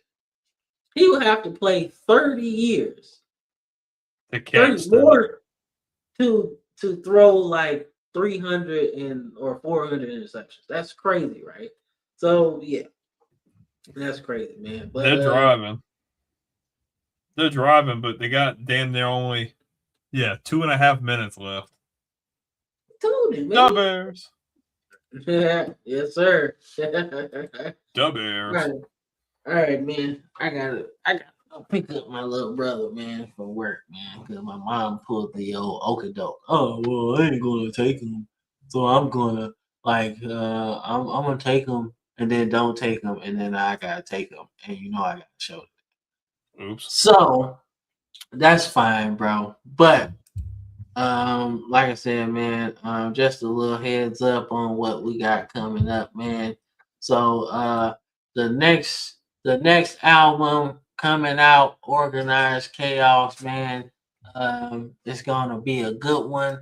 Y'all check it out. It's coming out January 15th, Martin Luther King Day for some people. It's gonna be fun. Got some defensive songs on there, man. So y'all gonna really fuck with it, man. So it's gonna be fun, man. Check that out, middle of the week, man. Don't forget, we got that interview with Terrebonne High School football coach. That's gonna be awesome. I want to pick his brain about what his journey was. What's it like coaching one of the big programs, man, one of the big schools in the southern part of Louisiana, man, because there's a lot of players that have come from there now that are going to these D1 schools. So just want to pick his brain about that, his journey, what it's like coaching there. So that's gonna be fun, man. That's gonna be fun. So y'all check that out, man. But anything, well, we support. I'm the Ravens. He's the Patriots. And then like 10% Saints. Cam's 5% Browns. Saints, bro. He fuck with them, but not like it. Cam likes the Rams, the LA Rams. Nah, I'm more 5% Rams than Browns. No, it's 5%. The part that they don't talk about. If you guys y'all do want to the people, bro. Yeah, if you guys do want to check out that interview, it will be live the 14th, which is going to be a Wednesday night at 8 p.m. Eastern time. So if you guys haven't necessarily watched our interview, so you don't necessarily know what the flow is, if you go to our YouTube channel, go to playlists, it's under the interview time playlist. You can check out Matt Moscona with ESPN Baton Rouge, or if you want to see an interview with a former NFL player, Tom McClure of the Atlanta Falcons Ring of Honor member, definitely want to check those out. Want to continue doing these kind of cool things, but definitely check us out Wednesday at 8 p.m. Eastern time. Same time, same place. All right, man. All right. Hey, sounds good, man. Y'all enjoy the rest of y'all Sunday night, man. And we will catch y'all in the next show, same place, same time, next Sunday, and the interview on the 14th. So y'all check it out. All right. Peace out, y'all. Peace.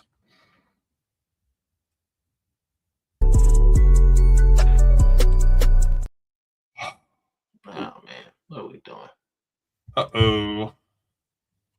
It's probably me. I think it's probably me.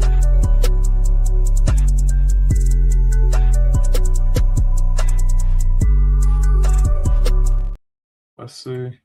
Yeah.